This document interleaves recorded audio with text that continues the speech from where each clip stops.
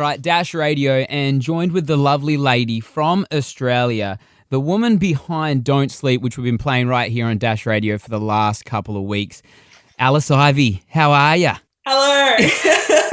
I'm good. I'm as good as I can be. You're just coming out of like the real lockdown of isolation. Have you been productive, would you say, musically over the last, couple of months that we've been locked down? I'm the kind of person that really loves collaborating, and I love like the bulk of my collaborating and like songs have been written like when I've been on tour. And so I would say like I've had a couple of projects that are finished in ISO, but I haven't been the most productive in the studio because I'm just finding it a little bit hard to be like totally inspired, and like not having anyone else in the room to vibe off. But I have been productive in real life situations. For example, I just recently got my driver's license, which is like a big deal. I've been holding off for a long time. Yeah. So I guess like at least I achieved something.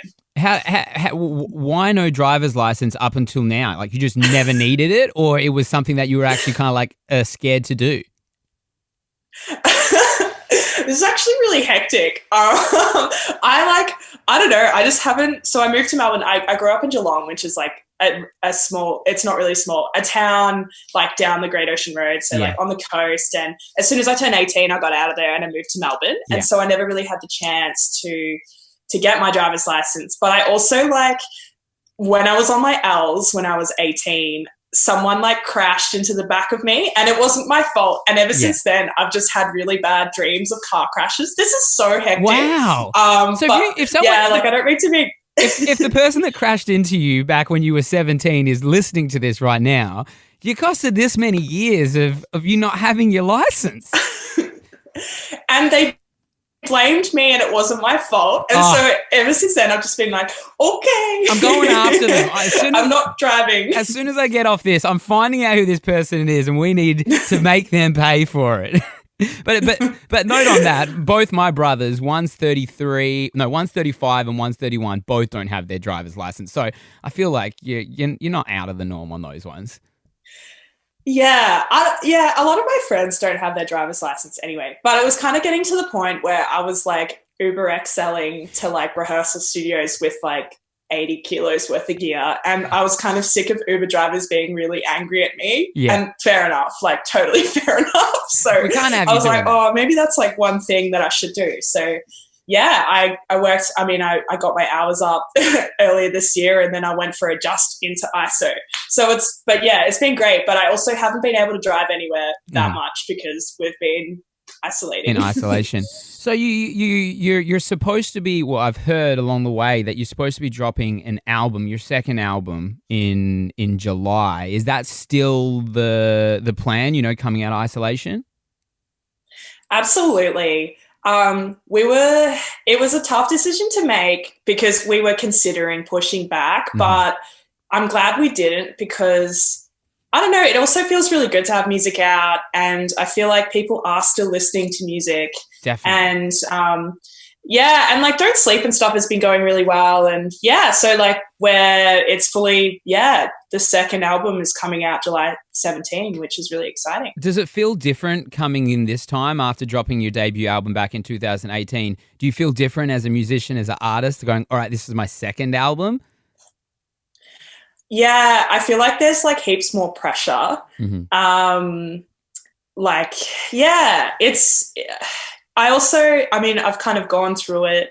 Your debut album's really exciting and it's like, you're kind of just like putting your mark on what you do and, you're just putting yourself out there for the first time. But this time it's like people kind of know who I am and I guess, you're under pressure to make a really good album.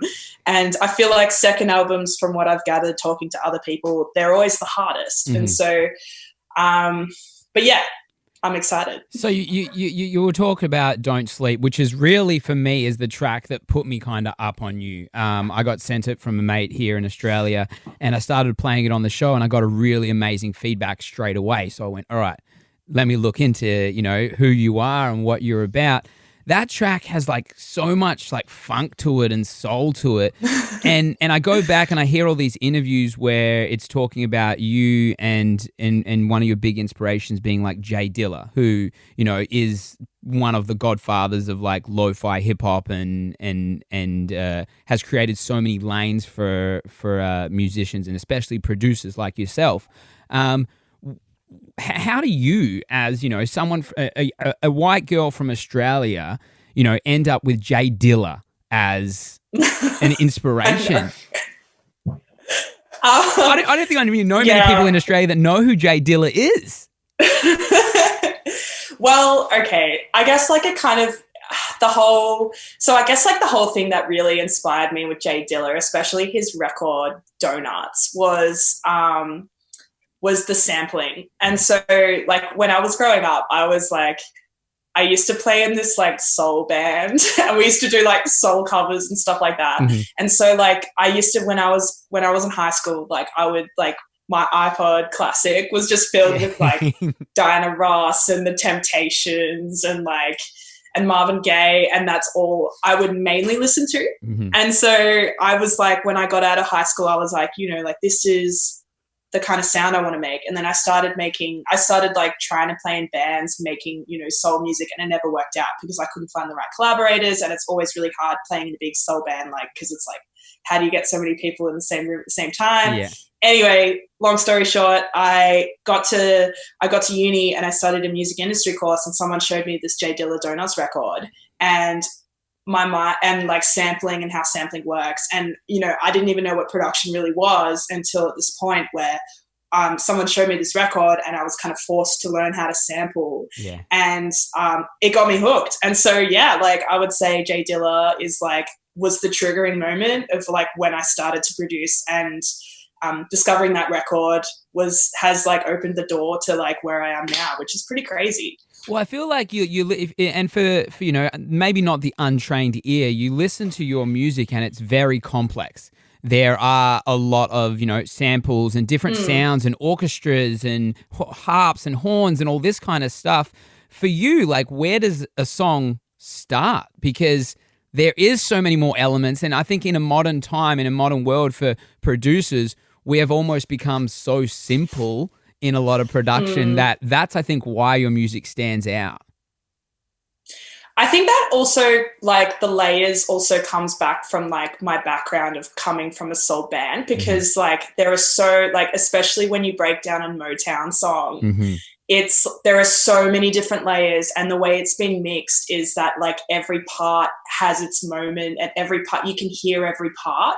And I feel like me wanting to create this big sound and me wanting to do that, like, I love listening to music that you can listen back to and, like, discover little elements that you didn't pay attention to, you know, like it's like a rediscovery, like every time you listen to the song.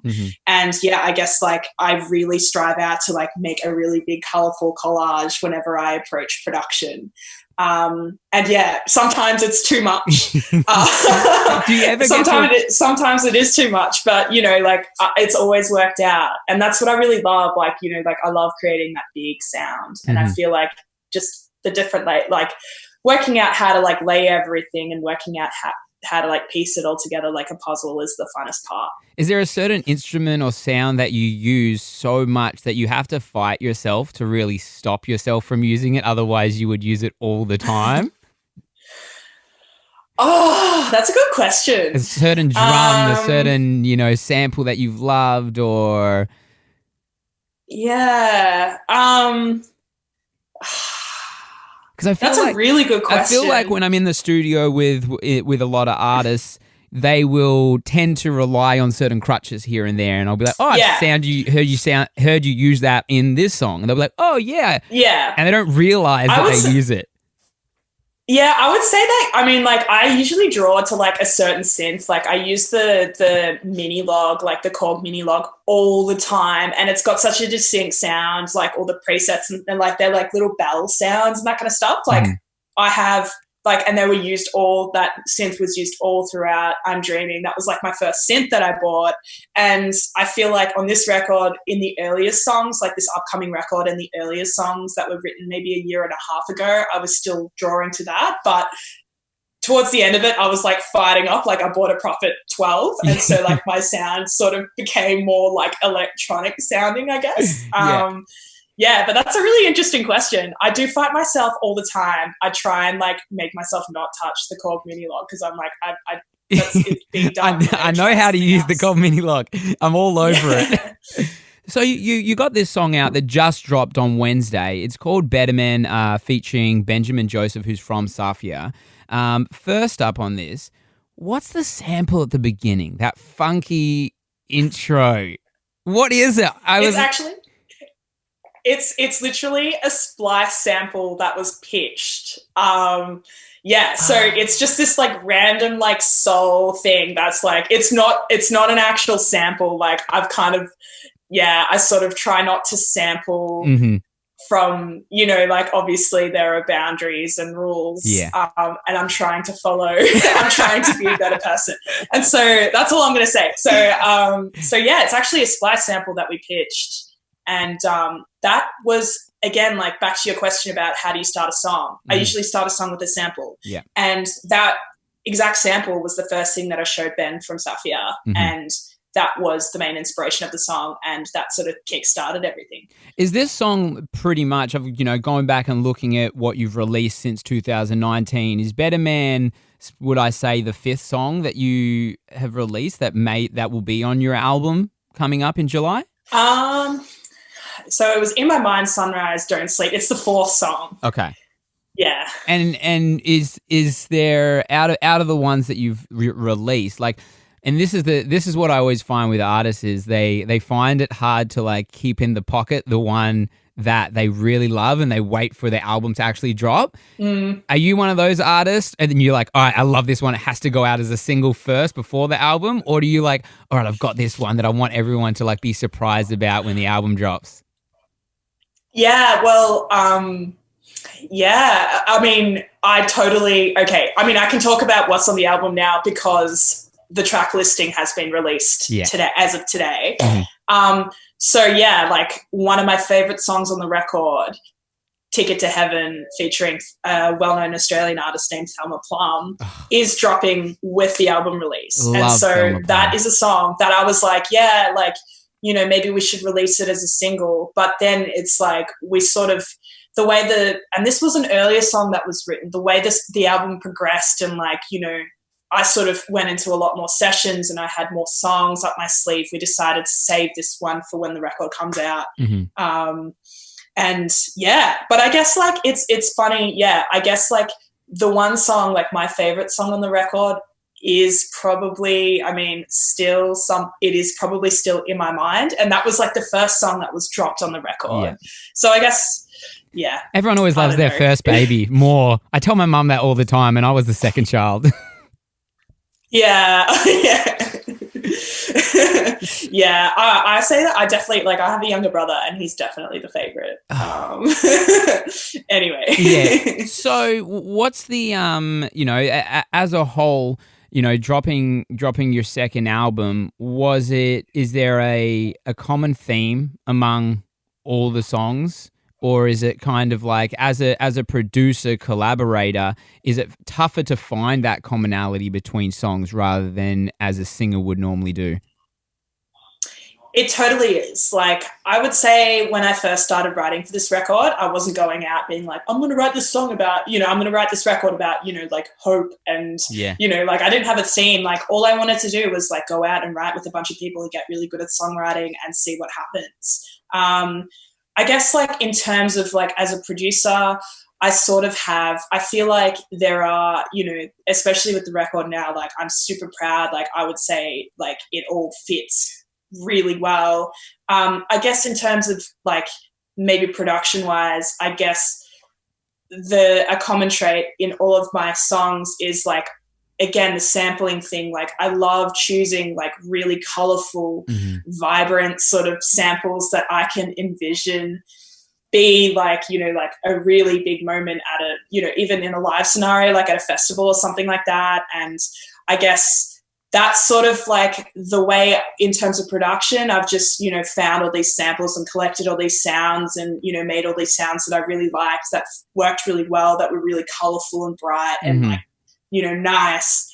And I guess that's sort of what was, I started to piece together all the instrumentals, and then going into all these sessions, writing with all these artists, the production really ties it together. Yeah.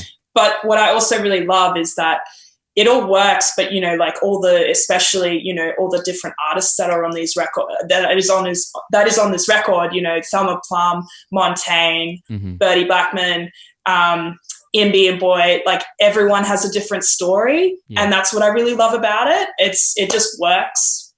It just works. I don't know if that answers your question. Do you surprise yourself now with the artists that you are able to collaborate with? Like, do you sit back and you go, wow, like these are, sounds and musicians that I have, thought about, all right, I'd love to have a project with them. Are you at that level where you're thinking about that?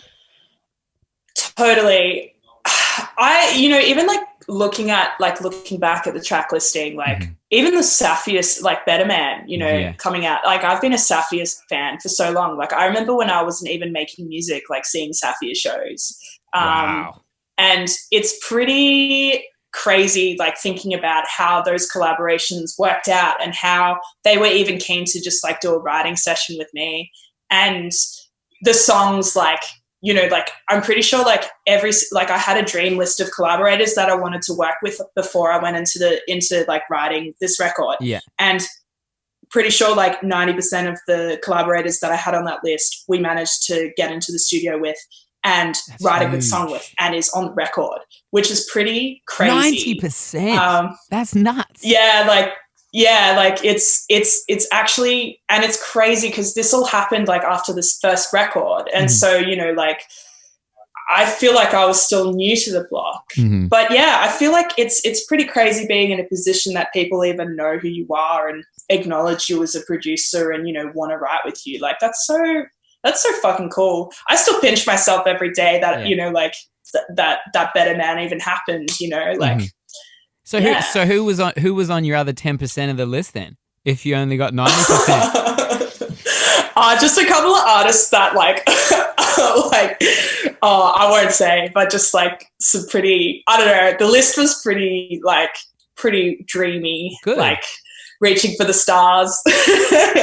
Think like classic Australiana pop. Anyway, that's all I'm going to say. All right. So, second album comes out in July, and, you like you just said, you've got 90% of the people that you put on your wish list of who you wanted to collaborate. Outside of Australia, what other artists are there that your sound you feel like aligns to that you would love to collaborate with? Oh, I mean...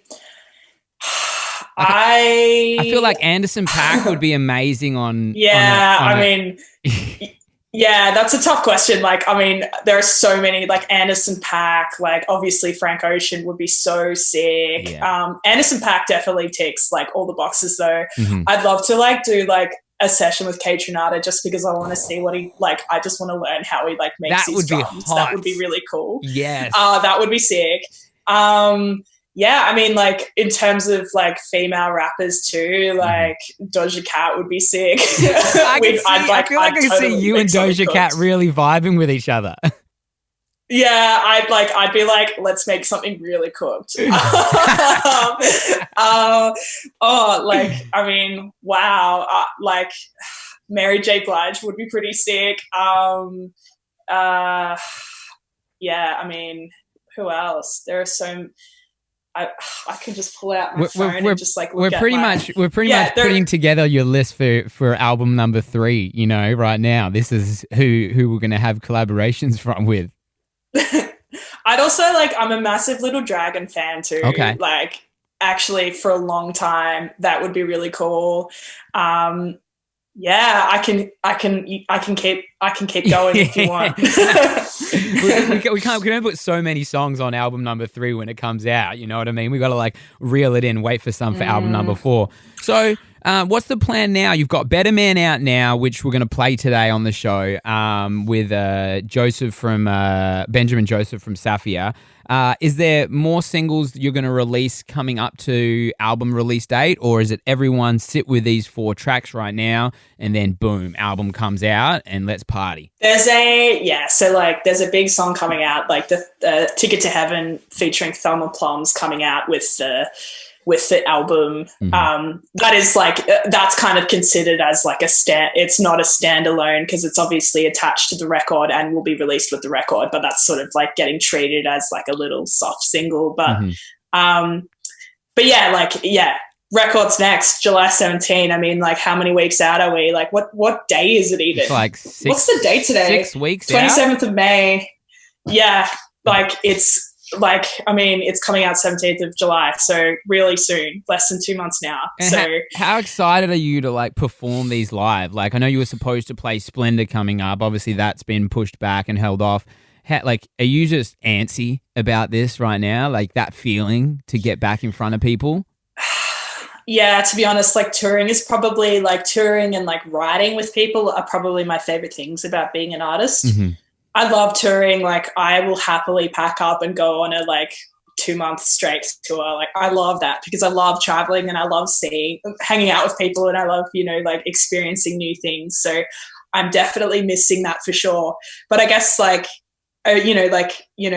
challenge of also playing a very collaborative record live is something that I'm up for during the rest of my isolation period. So I guess, I'm going to be busy trying to work that out. But yeah, Splendor is a little bit disappointing, but hopefully it all happens in October. Exactly. I'm sure it will. Do you get a different feeling from performing as like a DJ set than you do performing a live set? Yeah, like live sets are generally what I do the most. Like DJ sets are kind of, I still really care about DJ sets, but like I kind of take the piss a little bit. Like I'll sort of like, I kind of like to really like kind of milk like the old school throwback, like 2000s, like songs that everyone's forgotten about that are like super cheesy and like probably like are almost like, should I play that? That's pretty bad. But like, those are like my kind of DJ sets. Like they're really fun and they're just like, like I'll just play whatever and like whatever everyone's feeling. But the live shows are more serious, but also, like I still like to have fun with them, and they're pretty animated and fun and Well, I need to catch an Alice Ivy DJ set. I feel like that's right up my alley. I'm all about that. Yeah, like it was so funny. Like I just dropped, like I played a club show before we went into ISO here, and I was playing I was playing Lizzo or something, and everyone was like going off, and then I just like, chucked on like Shut Up by the Black Eyed Peas, and like literally the club was filled with 18-year-olds. I'm pretty sure like a quarter of them knew that song. I'm like, that's so crazy, but like everyone that knew it was like, this is sick, like what a throwback. Too good. Well, Alice, I appreciate you catching up with us at the DSP. Make sure you guys go and stream the latest single, Better Man, featuring Benjamin Joseph, and the album comes out July 17. Am I correct? Yeah. Perfect. We'll be playing it right here on Dash Radio for sure. Appreciate your time, Alice. Thank you so much for your time.